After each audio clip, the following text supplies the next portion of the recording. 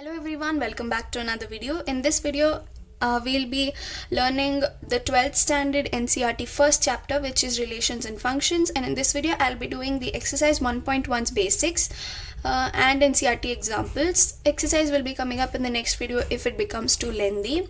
And one more point I want to make it clear is the basics I have totally extracted it from NCERT. Instead of sitting and reading those elaborate definitions and trying to understand the basics, I'll be explaining it to you clearly within just few minutes, and this basic is not just for exercise 1.1. It's basically those basic points for your entire chapter. Okay, so without further ado, let's start. The first most important basic point is set. It's a well-defined group of objects, as all of you know. If you've been thorough with the sets chapter from your 11th standard, you will know what is the concept of sets. And if you don't know, just go look at my videos of 11th standard sets. You can just look at the basic videos, no need to enter into the exercise. It'll give you a good understanding. Now, it's a well-defined group of objects. What do you mean by that? The set A, the name of the set is A, and the elements are 1 and 2. They're good whole numbers and they're well defined. It's not that these numbers are not there or it's hard to find. It is there and everybody knows that there's 1 and 2. That's what you mean by well defined group of objects, right? Next, you have types of relations. Coming to 12th standard portions, this is types of relations. Now, what is relation? Right, the chapter's name is relations and functions. You should know what is relations. First off, relation is represented by R. Now you shouldn't get confused with R of real numbers and R of relations. Okay, before diving into types of relations, what is relation? You know that it's represented by R, but actually according to your questions, what is relation? You know that A is some set. Okay, let us consider to be 1, 2, 3, 4, 5, whatever. Okay, it's just a random example. Now, in your questions, they would have given you some set and they would have given you that the relation of this, they will give it as R is equal to 1, 2, 2, 3, okay, 4, 5, or it can be even a set builder form. What is a set builder form? When you have a relation in a statement form, right, like x such that x is even number from A. Okay, so what is a relation? You're deriving some group of numbers out of the set A and giving it some property. You're grouping it like this, or you're giving it some property telling even numbers derive only the even numbers, derive only the odd numbers, or only multiples of 2, something like that. So what is the relation? You are deriving some property out of the given set A. Okay, that is the meaning of relation according to your questions. How you have to understand what is a relation when you look at a question telling R is equal to so and so. Hope you got that basic point. Now moving on to the types of relation. Now you'll be able to understand this better. And first is the empty relation. According to NCERT, you have two types of relations in the beginning: empty relation and universal relation. Let me tell you, these are two extremes. Empty is completely empty, not at all relating. Universal relation is just that it's having just every element out of your set, right? Empty relation, what is the definition? If no element of A is related to any element of A itself. What does that mean? R is equal to, this is the representation of a null set, is a subset. This is a subset of A cross A. Now what is cross? I'll explain it to you in a while. So if no element of A is related to any element of A, what does that mean basically? It's an empty set or a null set or a null relation, right? When the set itself does not have any element relating it to itself. When I say that relation 1, 1, I'm telling that yes, A is relating to 1. No need to write once more. I'm telling yes, 1 is related to 1 because it's 1, right? But when you don't have an element which is related to itself in the set, then it's an empty set. It does not have anything inside the set. That's why it's called as empty relation. Moving on to the second type of relation, it's universal relation. What is the definition? If each element of A is related to every element of A. That is basically it's a well-defined relation or a well-defined set, right? A cross A. Now, A cross A, that is, you can actually see what are the elements present. Basically, it's not an empty set is what they mean to say. Okay, empty is completely empty. They are two extreme ends, right? Empty relation and a complete universal relation. Now what is cross? Now already you would have been confused as to what is cross. Now cross is called as Cartesian product. What is Cartesian product? Product is the multiplication symbol. You would have understood that already. Sorry if that was not seen. Cartesian product. What is Cartesian product? I'll explain you with an example. Let us consider a set A. It has 1 and 2. And let us consider set B. It has A and B as its elements. Now, when I say do A cross B, you guys have to relate each and every element of A to each and every element of B. For example, 1 comma A and 1 comma B. And next 2 comma A and 2 comma B. Now this is your Cartesian product. Hope you understood what is the meaning of Cartesian product, right? Why are we using this? We are trying to relate the elements present in A to B. That is what I meant here also. All the elements of A obviously will be related to all the elements of itself, right? So this is two same sets. These are two different sets. I took different sets to show you what is the meaning of Cartesian product. So I hope you understood these basics. Next we'll move on to 3 basic points which you require for solving the exercise 1.1. Now, the next 3 basic points which you require for solving the exercise is called reflexive, symmetric and transitive. Now, as soon as I explain, you won't be able to understand so well. Only when you start doing your exercise or example sums, you will be clear. But still, let us move ahead. What is reflexive? First of all, you have to prove these 3 things to prove that a relation R is an equivalence relation. Equivalence relation.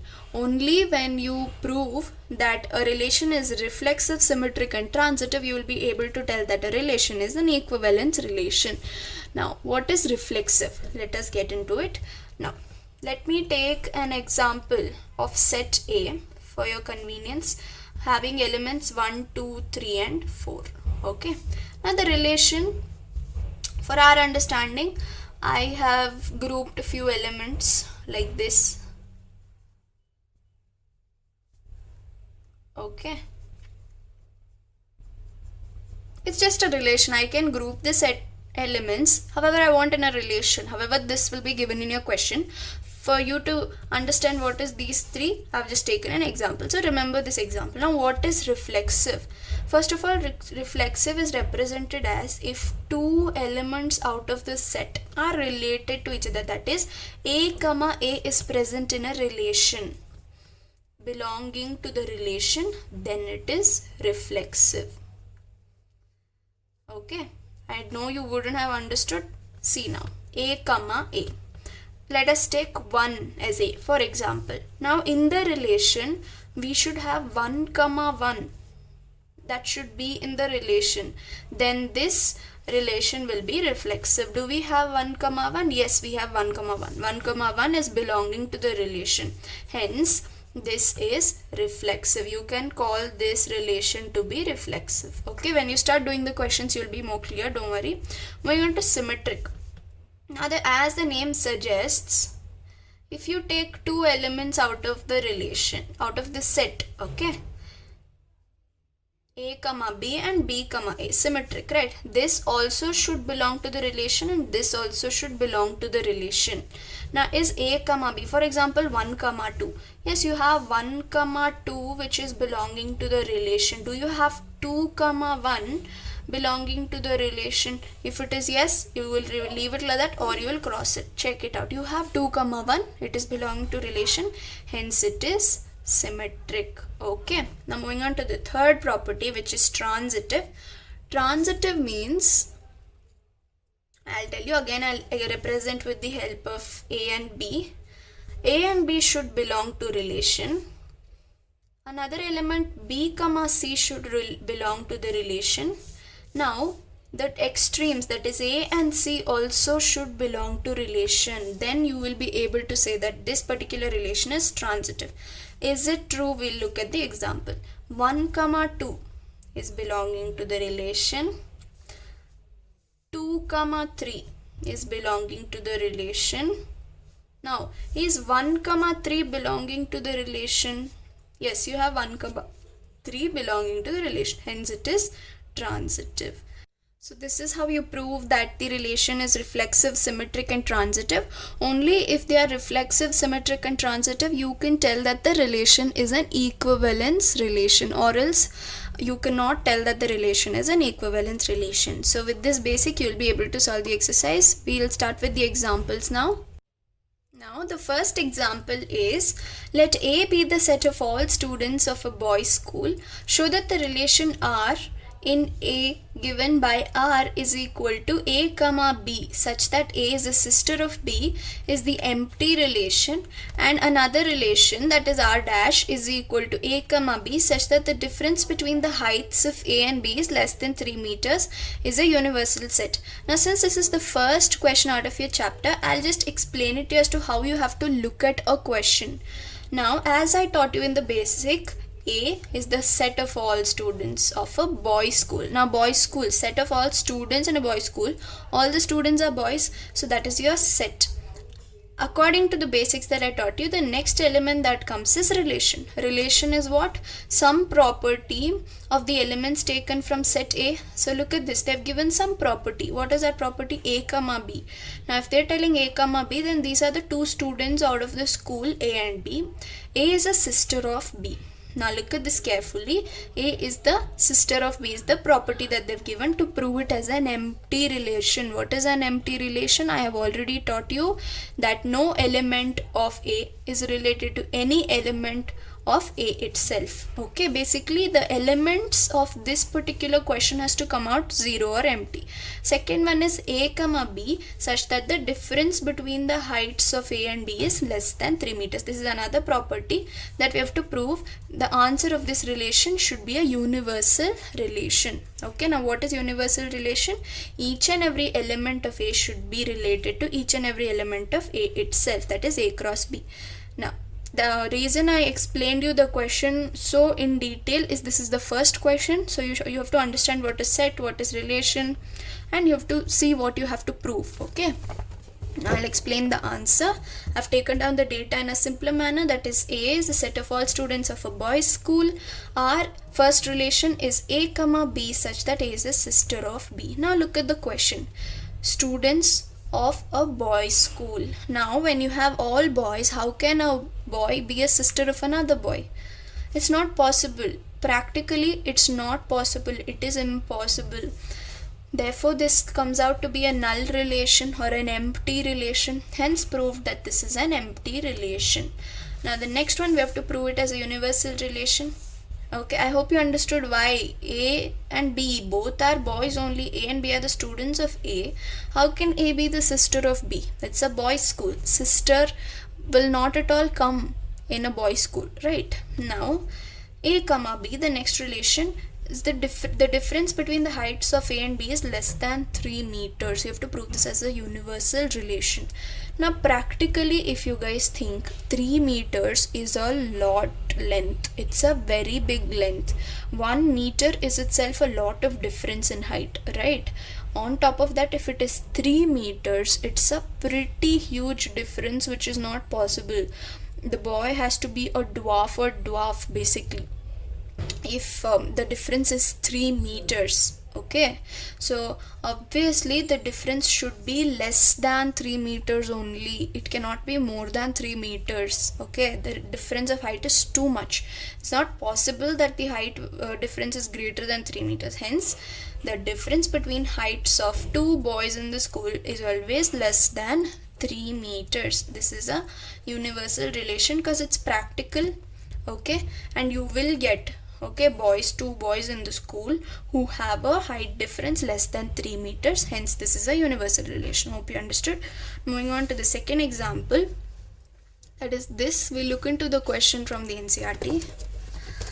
It says, let T be the set of all triangles in a plane.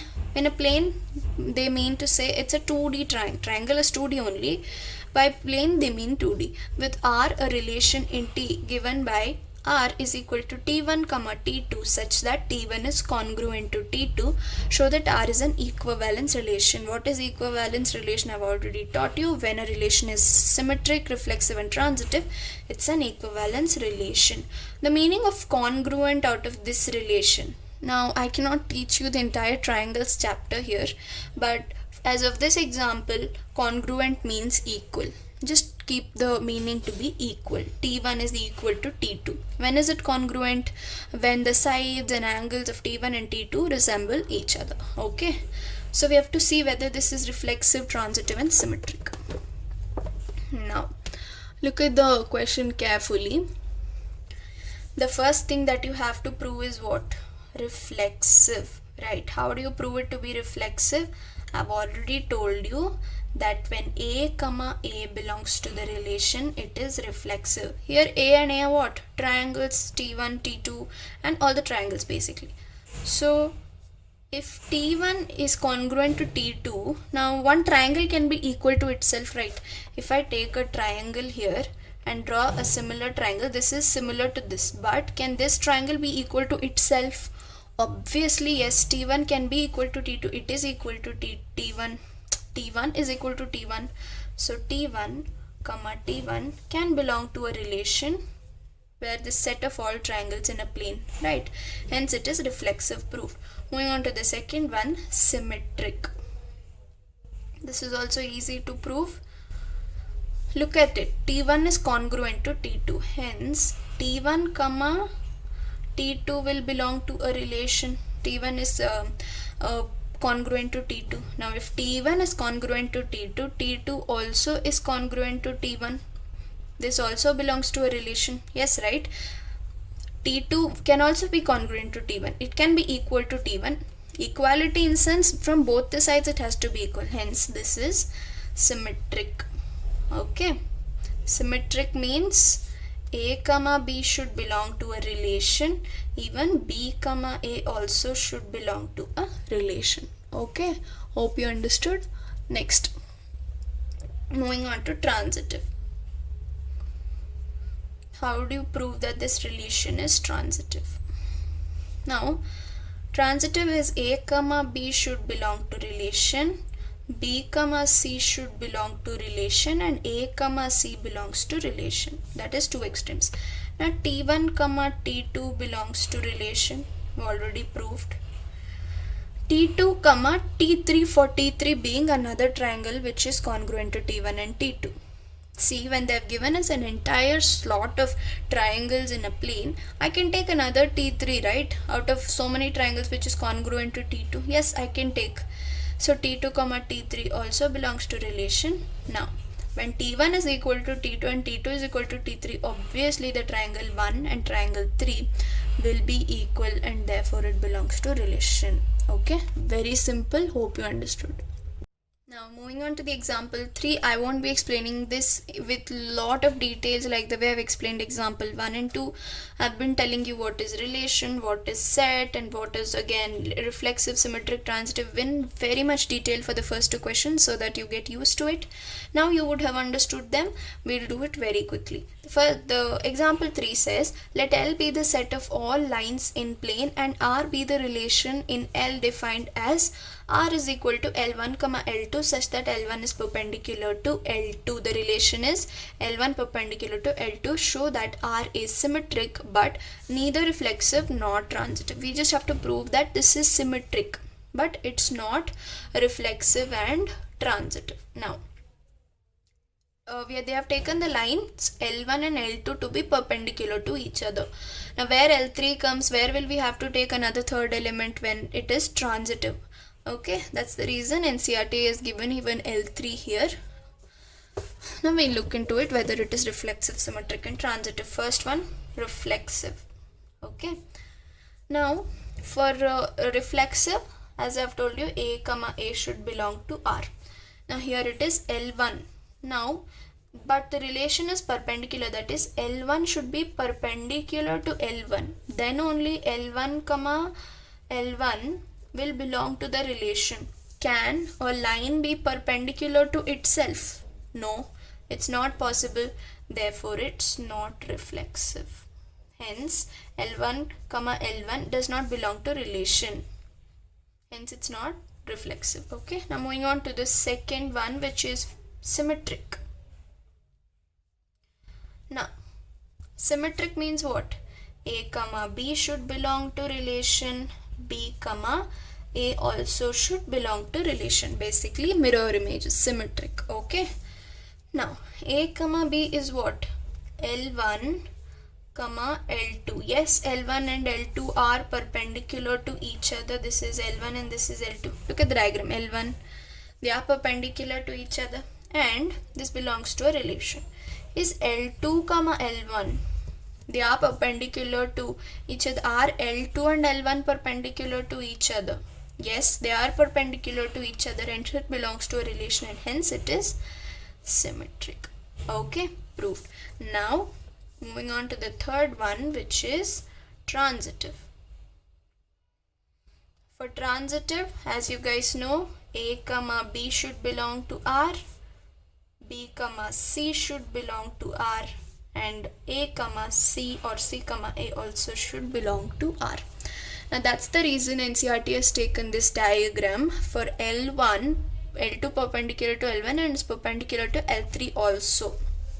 Now, L1 comma L2, they are perpendicular to each other. We have already proved it, it belongs to relation. Now, is L2 perpendicular to L3? Yes, for another line L3 out of this set. They have given the set containing all lines in a plane. So, obviously, I can take another line which is perpendicular to L2. And hence, even L2 and L3 are perpendicular to each other, which is belonging to relation. Now, extremes. Is L1 perpendicular to L3? Look at the diagram. L1 perpendicular to L3? No. L1 and L3 are parallel to each other. They are not perpendicular to each other. Hence, L1 comma L3 does not belong to the relation and hence not transitive. Hope that was clear.